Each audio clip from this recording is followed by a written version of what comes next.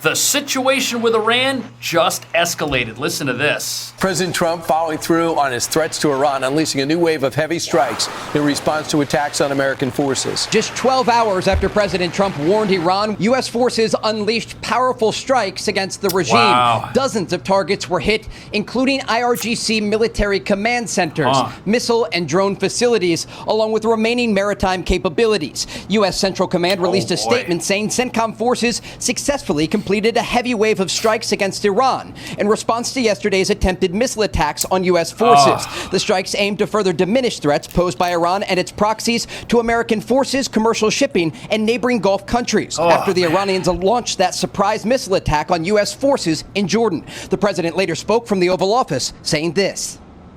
We're going to hit them very hard. I mean, I can actually say that because in that, there's very little they can do about it. It was a different group than we're dealing with. They've already apologized, but... Mr. President, will you hit back when they strike? Will I always hit back? Yes. Pretty much, yes. Is anyone surprised that we're in a position where the negotiators are saying one thing and the military over there is doing something else? And what will be Trump's next move? Check this out. And so now the president has been presented an option by the head of CENTCOM to go big and escalate strikes, according to the Wall Street Journal.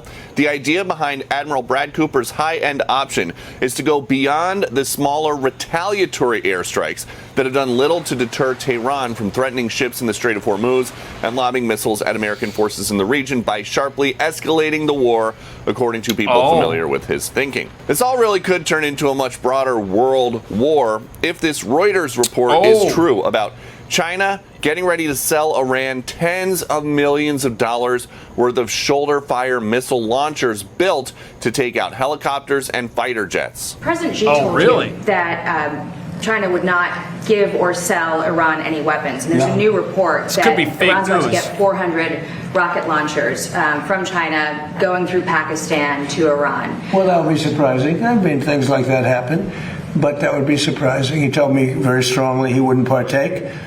And he knows I'd be quite disappointed. So Trump says that's fake news. But what about this idea of a larger conflict? Well, that, as you're about to see, might actually be the worst thing possible for Iran. The Saudis are now calling for a coalition of the willing to protect shipping. This is not a winning situation for Iran. All right, President Trump is sending a message to Iran and their back proxies by teaming up with Saudi Arabia to strike militia groups over in Iraq after a string of attacks on American forces. But who are these groups? Let me give you an overview. Yeah, look First at this.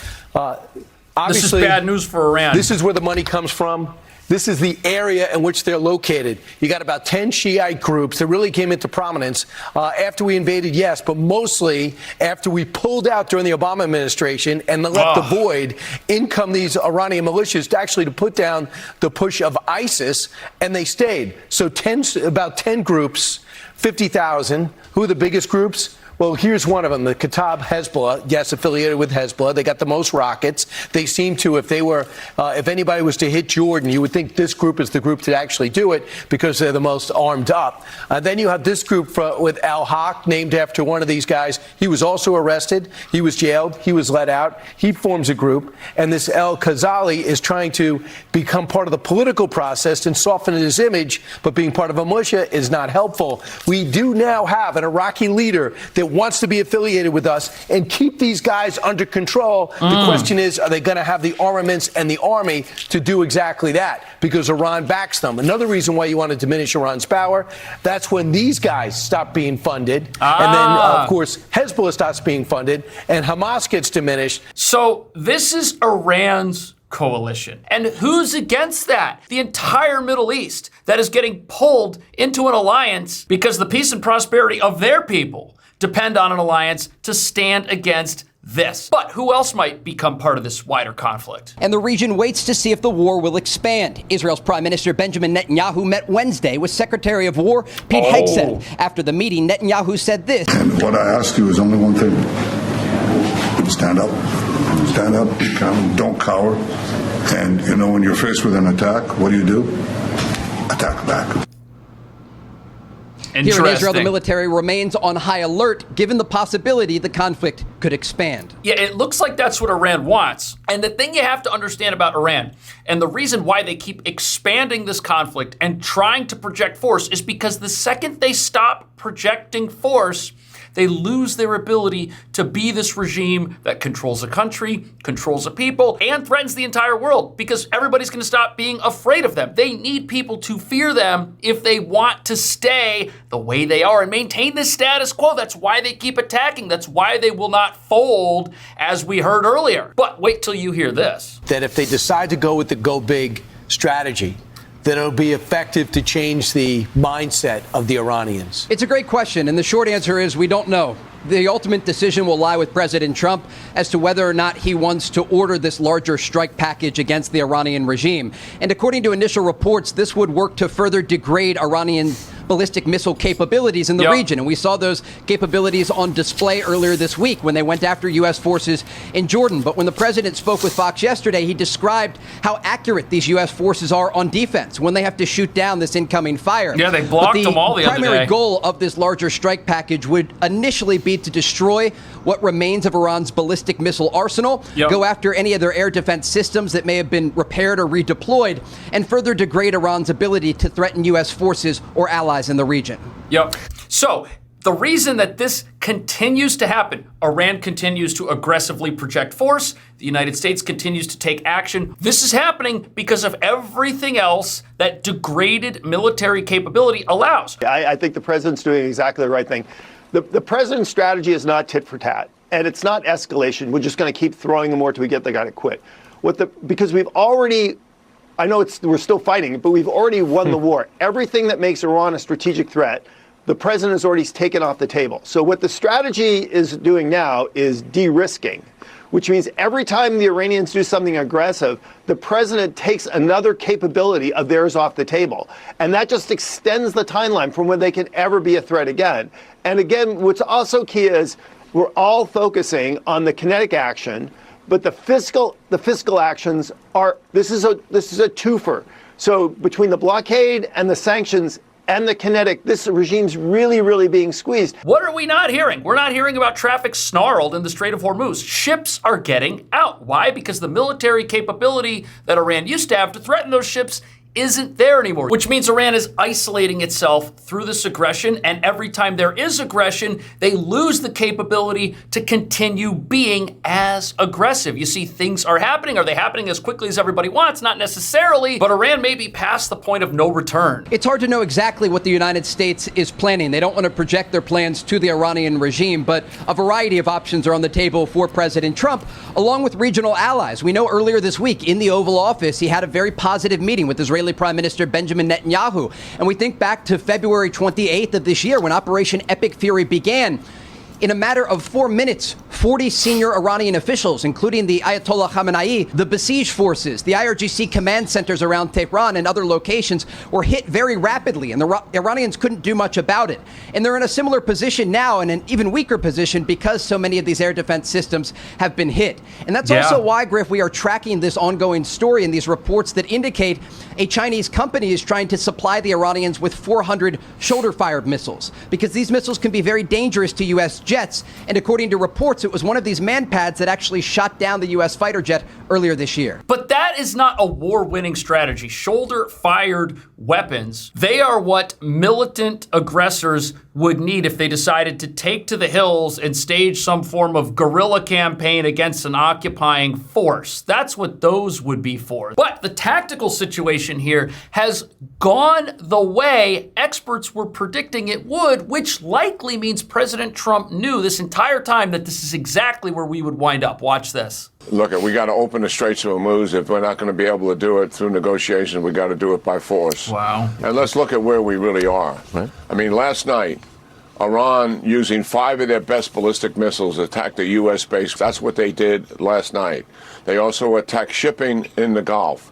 They also are using the Iranian-backed proxies in Iraq who have attacked us over 30 times in the last couple of days, and the Houthis are on the attack, being pushed by Iran to do so. What is that telling us about our situation here in dealing with Iran? Certainly, anybody thinking that negotiations is going to be the pathway forward has got to come to grips with what reality is here.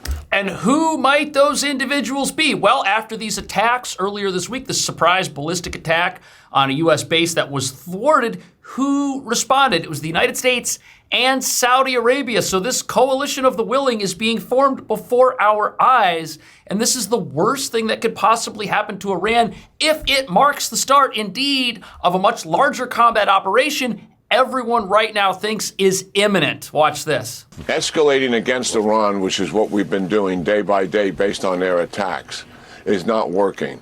Yeah. It's obvious what we must do is return to major combat operations. Apparently that's the plan. The sooner we get on with that, oh, man. Does that include eliminating the leadership of the Revolutionary Guard? Because the CENTCOM said this morning that it was the Revolutionary Guard that fired those missiles at our troops. Well, I don't think we should be. It may be a major attack over what we've done in the past, but that's tit for tat. Yeah. That's a gradual escalation. I think we have to do a comprehensive attack Listen to this. against them. And what am I really talking about? Start with one, quarantine the country. What do I mean by that? Shut down all the roads and rails in and out. Shut down all airports and all ports in and out of the country. That is a huge move right there, if that ends up happening. But here's why this is a logical thing to conclude needs to be the U.S. next step. We've got these reports that a Chinese import-export company is trying to get weapons into Iran. Who knows if they're real? The president says that he's spoken to the president of China. But if Iran is bringing things into the country to help them wage a campaign of aggression, and if they're having their own forces leave and go to places like Iraq, and if they're trying to send things to the Houthis in Yemen, that's bad news. That requires what the general just mentioned as a solution to bring about a lasting peace and to stop this regime from doing what? Projecting the force they need to project to stay in power. Isolate Iran. And number two, isolate. Yes, we have got to conduct all-out attacks on the IRGC, their leadership. We have to massive attacks on ballistic missiles and drones. Wow. Everything that's driving this country to retaliate against us needs to be attacked from an organizational perspective and also, obviously, from weapons itself. What does that include? That includes Iran's ability to domestically manufacture weapons that they might use to rebuild every time there's a ceasefire, every time there's a pause. And it also includes what? The infrastructure they use to stay organized. That is an allusion to things like bridges and power plants and things that power the regime and help them move weapons and assets around their country and help them move things out of the country that might be used to launch an attack from a place like Iraq, which is what we saw just a few days ago. Needs to be done. And the sooner we recognize that, I think, Stuart, the better. Wow. We also obviously have to protect our bases in the region and allies' oil and gas infrastructure. Yep. We can prioritize those and protect them. And we also need to be at the same time undermining this regime, the CIA and the Mossad, and providing assistance to the Iranian people. And obviously, we haven't seen the that yet. byproduct of all of that would be the Straits of Hormuz would be open. There it is. The byproduct of ending Iran's ability to be the militant aggressor that projects force in order to stay in power is the Straits of Hormuz open. One accomplishes the other. That's why this plan that he's talking about right here will likely include similarities to this go big option that the president has allegedly been presented with. They had everything to do with Jordan and our base being rocketed in Jordan. Where do we go from here? Let's bring in former CENTCOM Director of Intelligence, Lieutenant General Karen Gibson joins us now. Lieutenant General, we hit last night. We hit a series of targets, but there's no word yet on how effective these hits have been or how effective those 14 days of hits were. I look at two things. One, what is their desire, their intent, their stated will, what they seek to accomplish, and then what is their capability to do that? And when you think back to Iran's current stated will and intent, which is to continue to control the Strait of Hormuz, to enable some kind of mechanism where they sustain that control, and they are doing that through these drone and missile strikes against commercial shipping. That is their only goal. Project power at all costs, because the second they stop projecting power, that's the second they stop sending the message to the rest of the world that, hey, you need to pay us for this. hey, we're in charge over here. And certainly don't think about helping the people of our country get rid of us. Oh no, don't do that. It's the sad reality of how regimes operate. They operate by putting their force out there and having the rest of the world absorb it and run from it. Our many strikes have not eliminated that capacity. And frankly, although we've degraded it significantly, it's been tactically significant, truly eliminating it totally is darn near impossible. It's an incredibly high bar. I think that's what Admiral Cooper was saying. And then the second side, what is their desired will and intent? These strikes that CENTCOM has conducted very proficiently, there's no evidence that they've done anything to move the needle on the IRGC desire to control the Strait. Escalation. So both capability and intent still not entirely changed. And let's take a look at the map, the Strait of Hormuz and the Bab el-Mandab Strait, which is basically the Red Sea. The Houthis are creating havoc there, which has forced us to use the Suez Canal, which I understand is not really able to take the huge tankers. And then the Strait of Hormuz, people are making pipelines rapidly to go around it. But I hear the frustration in your voice. But evidently, Admiral Cooper does have a plan to do maximum damage on the people closing these straits, and that's the IRGC. Now, as you watch this, and as you hear that there's some plan out there, it would escape reality for any of us to believe that these plans were cooked up in the last 30 seconds. We're going to hear the fake news tell us that, oh, Trump doesn't have a plan, he doesn't know what he's doing, now he's got a new plan, that's not going to work. No, this stuff has all been out there on the table since before Epic Fury even started. We have military planners that go over this stuff. It is their job to plan weeks, months, years ahead. These options have always been out there, but what did the president want? He wanted peace. He wanted a diplomatic solution. He wanted a deal. He did not want to go down any of these roads. And I don't think you can blame him. What's the point of doing this if it means the people of Iran are sent back 50 years in time and can't get out of this? If there was a peaceful solution out there that was available and the U.S. ignored that and just did what some people wanted, which was just to go all out and have this Epic Fury operation continue forever, we would have missed that. The world would have lost, because the world is going to be better off if the people of Iran can start succeeding as fast as possible, but it doesn't really look like their leaders want that to happen at all, unfortunately. Watch this. The Straits of Hormuz would be open, because the Iranians will take away the capability for them to interfere with it, not just organizationally, but materially, like they were doing last night when they attacked it. So a reassessment is necessary. So, General, you're suggesting that we need an all-out attack. That is your suggestion. That's what we need. Are you expecting that attack to come in the next couple of days? I think everyone is, but we don't know.